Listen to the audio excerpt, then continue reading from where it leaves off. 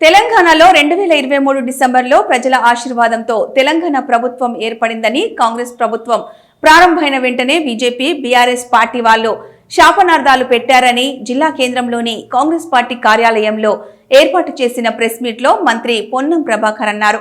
యూనివర్సిటీకి సంబంధించిన 400 ఎకరాల భూమిని ప్రభుత్వంకు చెందిందన్నారు. హెచ్సియుపై కేసీఆర్ తోని దోస్తీ చేసుకుని బీజేపీ అధ్యక్షుడు కిషన్ రెడ్డి విద్యార్థులను తప్పుదోవ పట్టిస్తున్నారని ఆరోపించారు. 20 సంవత్సరాల నుండి యూనివర్సిటీకి సంబంధం లేకుండా 400 ఎకరాల స్థలంపై విద్యార్థులను రెచ్చగొడుతున్నారన్నారు. బీజేపీ ప్రభుత్వం ఎయిర్ ఇండియా, ఎల్ఐసి, బిఎస్ఎన్ఎల్ ప్రభుత్వ సంస్థలు అమ్ముకున్నది నిజం కాదా అని ప్రశ్నించారు. బండి సంజయ్ ని నేను అడుగుతున్నా, దేశంలో ఇన్ని సంస్థలను అమ్మిన మీరు యూనివర్సిటీది కాని భూమి విషయంలో ఎందుకు ఇంత రాద్ధాంతం చేస్తున్నారన్నారు. విద్యా సంస్థలను అతలాకుతలం చేసింది మీరు కాదా అన్నారు. విద్యార్థులారా, మీరు ధైర్యంగా ఉండండి, మీకు న్యాయం జరిగే విషయంలో మా ప్రభుత్వం అండగా ఉంటుందని హామీ ఇచ్చారు. హైదరాబాద్ సెంట్రల్ యూనివర్సిటీ ప్రాంతం అభివృద్ధి జరిగిందంటే ఆనాటి ముఖ్యమంత్రి రాజశేఖర్ రెడ్డి ఘనతనే అన్నారు. జింకలు, ఇతర జీవరాశులు చనిపోలేదు. తప్పుడు ప్రచారం చేసిన వారిపై క్రిమినల్ చర్యలు తీసుకుంటామని హెచ్చరించారు. పేద ప్రజలను ఇల్లు, జాగాలు ఖాళీ చేయించి ఫామ్ హౌస్లు కట్టుకున్నది మీరు కాదా అని బీజేపీని, బీఆర్ఎస్ నాయకులను ప్రశ్నించారు. ఈ సమావేశంలో ప్రభుత్వ విప్ ఆది శ్రీనివాస్, సిరిసిల్ల ఇన్ఛార్జ్ మహేందర్ రెడ్డి తదితరులు పాల్గొన్నారు. 2023 తెలంగాణ ప్రజల ఆశీర్వచనంతో రేవంత్ రెడ్డి గారి నాయకత్వంలో ప్రజాపాలన ప్రభుత్వం ఏర్పడ్డది. ముళ్ళ కంచెలను తొలగించి ప్రజలు ప్రజాస్వామికంగా నిరసన చెప్పుకునేటువంటి ఇందిరా పార్క్, ధర్నా చౌక్ను ఓపెన్ చేసి ప్రజాస్వామిక పరిపాలన కొనసాగించే విధంగా ముందుకు పోయే సందర్భంలో ఎన్నికైన మొదటి నెల నుంచే బీఆర్ఎస్ పార్టీ, బీజేపీ రెండు కవల పిల్లల్లాగా తెలంగాణ ప్రజాపాలన ప్రభుత్వాన్ని అనేక సందర్భాల్లో పిల్లి శాపనార్థనాలు పెడుతూ ప్రభుత్వం కూలిపోతుందని, ప్రభుత్వం సక్సెస్ కావద్దని ప్రతి అంశాన్ని రాజకీయం చేస్తూ ప్రజాపాలన ప్రభుత్వానికి అడ్డంకులు సృష్టించే ప్రయత్నం చేస్తూ ఉన్నారు.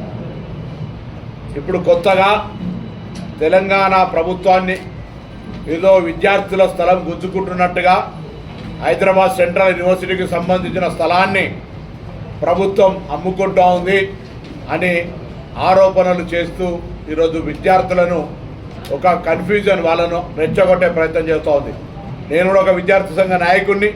నేను విద్యార్థులందరికీ విజ్ఞప్తి చేస్తూ ఉన్నా, ఇది 2014లో ఆనాడున్నటువంటి అధికారులు పంచనామా చేసి చట్టపరంగా ఈ 400 ఎకరాలను యూనివర్సిటీకి సంబంధం లేదని గోపనపల్లిలో 367 ఎకరాల స్థలాన్ని ఆల్టర్నేటివ్ ల్యాండ్ కింద తీసుకోవడం జరిగింది. దానికి సంబంధించిన పేపర్లు నేను పత్రికల వారికి, అదేవిధంగా మీ ద్వారా ప్రతిపక్షాలకు కూడా ఇస్తూ ఉన్నాం. ఇవాళ అకారణంగా ఆ భూమిని ఏదో ప్రభుత్వం అమ్ముకుంటుంది, రియల్ ఎస్టేట్ చేస్తుంది అనేటువంటి అంశంకి వచ్చినప్పుడు 2004లో ఈ ప్రభుత్వము 20 సంవత్సరాల క్రితం యూనివర్సిటీ నుంచి ఢిల్లీకి అయిపోయింది.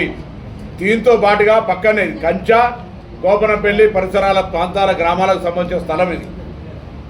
గోపనపల్లిలో కంచా పక్కన ఉన్నటువంటి స్థలంలో ఇదే స్థలానికి హెచ్సి ఏదైతే హైదరాబాద్ సెంట్రల్ యూనివర్సిటీ అంటా ఉన్నారో ఈ పక్క స్థలంలోనే 132 ఎకరాలు ఎన్జిఓలకు సంబంధించి కేటాయించబడి ఉంది. ఈరోజు మాట్లాడుతున్నటువంటి భారతీయ జనతా పార్టీ నాయకులు కానీ, బీఆర్ఎస్ నాయకులు కానీ, 10 సంవత్సరాల అధికారంలో ఉన్నటువంటి వాళ్ళు ఈ స్థలం పైన కోర్టులో కేసుంటే ఇది యూనివర్సిటీ అధికారులు కానీ, యూనివర్సిటీ సంబంధించిన ఏ వ్యక్తి కూడా ఈ స్థలం మాది అని ఎక్కడ కూడా న్యాయపరమైన పోరాటంలో భాగస్వామ్యం తీసుకోలేదు.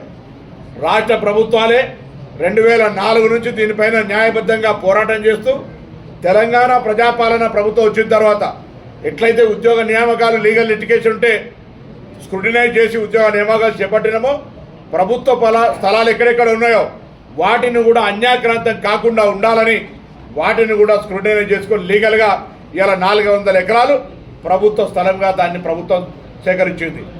ఇది కోర్టు ద్వారా సాధించుకున్నటువంటి న్యాయపరమైన పోరాటం. దీనికి హైదరాబాద్ సెంట్రల్ యూనివర్సిటీ స్థలానికి సంబంధం లేదు.